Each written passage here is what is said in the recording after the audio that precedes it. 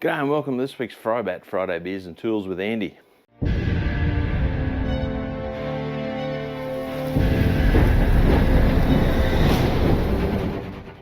Well, this week we've got a stout.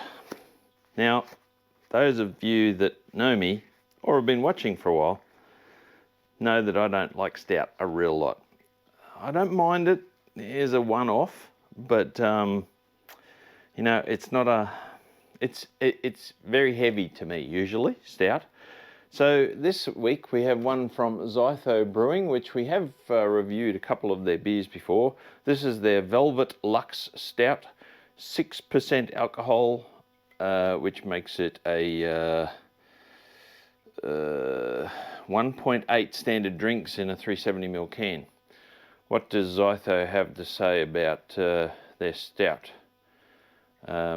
Zytho Brewing Velvet Luxe Stout is our take on the classic old school style, plush, luscious and smoother than melted chocolate in a lycra jumpsuit.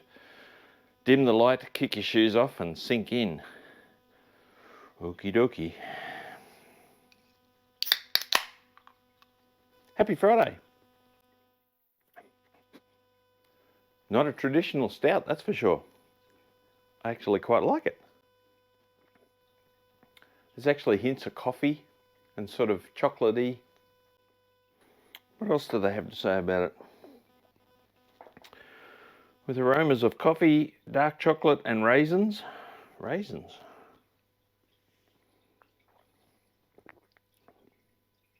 I don't get that. Follow through to the full and rich palate. This is a seductive stout of silk, creaminess and enveloping flavour. Think melted chocolate in lycra.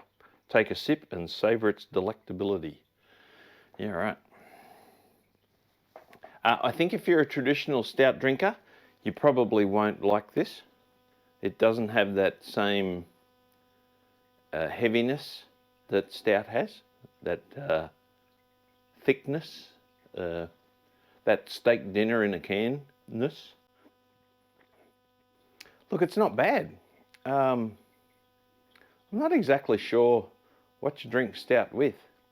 I guess if you're a stout drinker, you just drink it because you like stout. But it's not bad. Would I get it again? For my palate, probably not. But I've got to try these things. I guess that puts us down onto our spanner scale. Look, that's a 3.5 spanners out of 5 for me. It's not bad. It's drinkable. It's beer. It's Friday. Would I get it again? Probably not. But, you know, to certain types of palates that may appeal. Certainly not like a normal stout. It's better than a normal stout for me. But if you're a stout drinker, probably not going to like that. Let's get on to this week's tool. I have a number of hex Allen keys, that sort of thing in my set, as you'd expect, because they are a fairly important part of your toolkit. And some of them have the little ball head on the end of the hex key, and I'll put a picture up here of what I'm talking about close up for you, which enables you to get like 25 degrees or something or other in an angle to do up or undo hex head or Allen key head screws and bolts. That's really handy. The problem is when you start getting up into the larger sizes, the ball head, the small part of the ball head, is a weak point. And unfortunately, some people put in hex head screws like their Mr. Universe. I recently snapped the ball head off one of my hex keys. So I didn't want to go out and buy an expensive set, so I had a look at Amazon, and we have had Horudsy tools before, different things. So I thought I'd give these Horudsy kit from Amazon. They are chrome vanadium. It is a 3-part set. Interesting. and they are color coded. That is your hex key set with the ball ends, as I mentioned, and they range in size from 1.5 up to 10 mil. And I do like the long shank style. Traditionally, a lot of Allen keys have been very short, which of course you can't get a lot of purchase on. Should you need to get a lot of purchase on an Allen key? No, probably not. But the long ones are handy. What you also get in the kit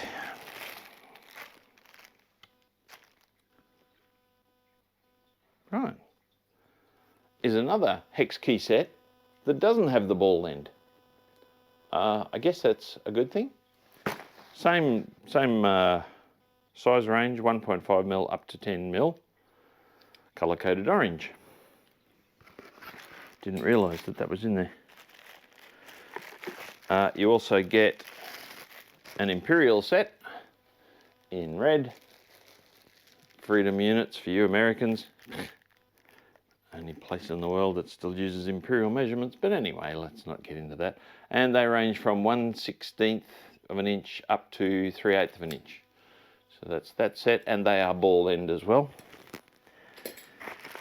And probably, and quite handily, we also have a Torx set of range, and the Torx being they've got the hole in the very end of them, and they range from T10 up to T50, which is a very handy size range. Let's just have a look and see what Amazon have got to say with this. This kit, incidentally, was $34.99, which for me is very good value. You will pay that for, maybe you'll pay more than that, for name brand versions of Allen key sets for just one set.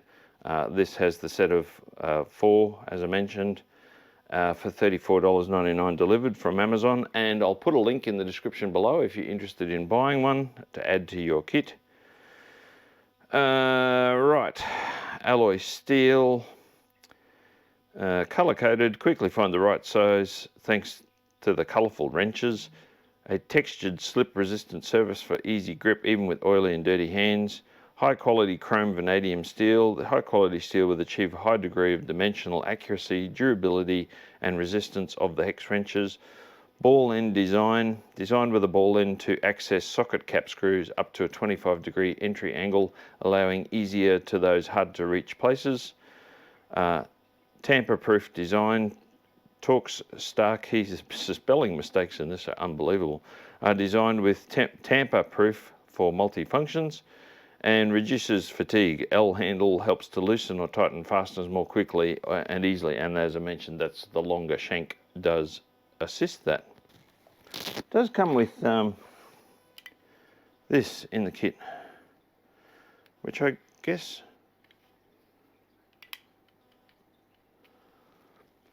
it's a bizarre little tool holder. Even though all of the tools come in their own tool holder, I guess it'd be handy for a car kit, maybe? Not sure. Not sure why they include that, because like I said, each set comes with its own holder. I don't know, but you get this little weird spring-loaded holder thing in the kit as well. I'll stick with these. All right, let me have some more beer. So, what's my verdict on the Horudsy 37-piece long arm ball end hex key and star wrench set, or torque wrench set? Look, let's talk value for money first. At $35 for a 37-piece set, it's a pretty impressive value. The reviews on Amazon appear to be very good. Everyone's happy with them, accuracy and strength-wise. Of course, I can't attest to the durability of them yet. However, for value for money for that sort of set, that's pretty damn good value. It's cheap enough to be able to really have two sets, one in your home kit and one in your drive-away kit. if you like to go to remote places, camping, four-wheel driving, etc. So for value for money, it's 5 out of 5 beers pretty easily. For functionality, I have looked at the accuracy of the sizing, and it appears to be very, very good. So therefore, for functionality, until I actually snap one, I'm going to give it a 4.5 out of 5. I don't think they're as good quality as name brand or expensive brand ones, but again, for $35 odd, it buys you a complete set of everything you need. Imperial.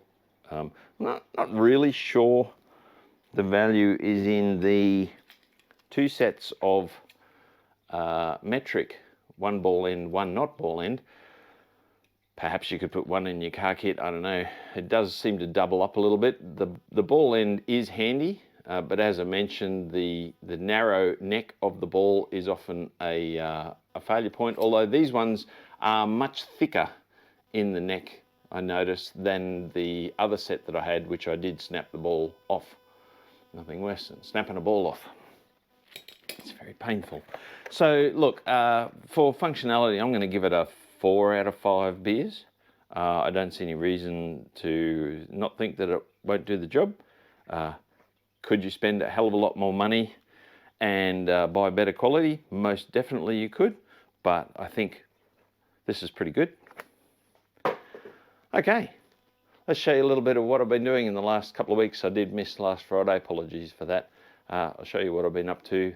Been very busy again, so have a look at this.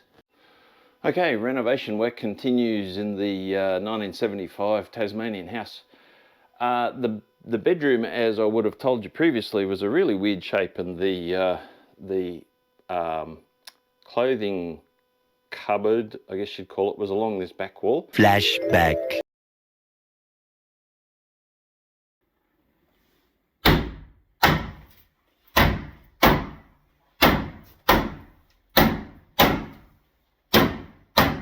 End of flashback. And it was really narrow, very, very poorly laid out.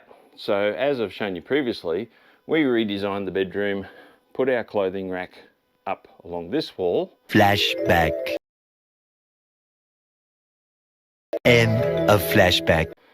And my son and his wife actually suggested this as an idea, because having the open wardrobe is a bit sort of, yeah, not quite as tidy as what it could be.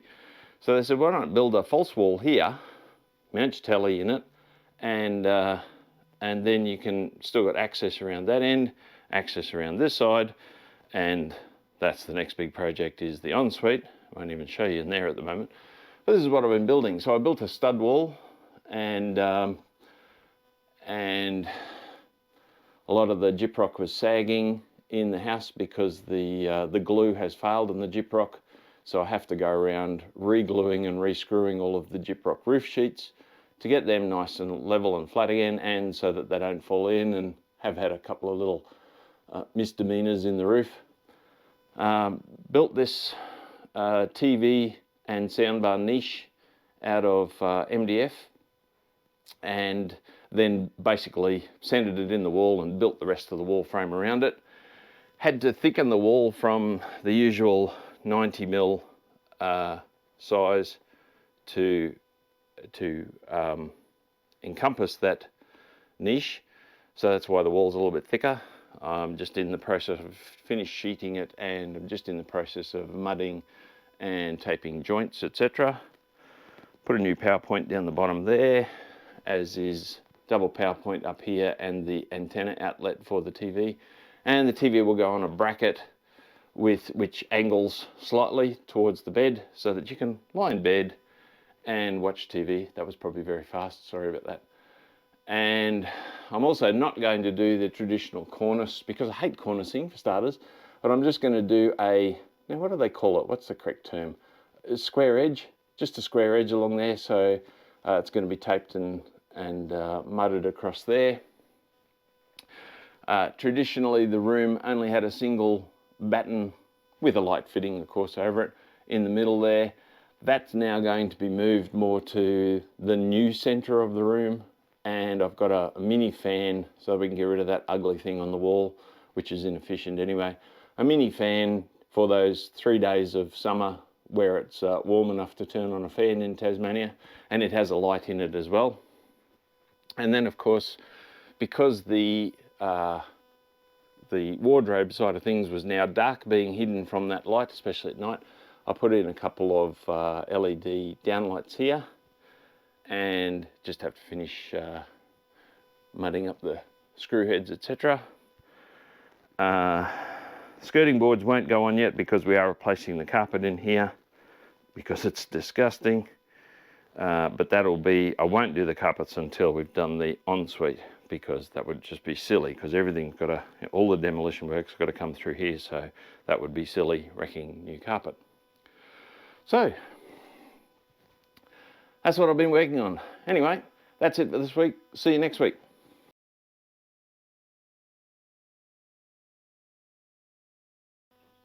Well, I guess that puts us down to our spanner scale.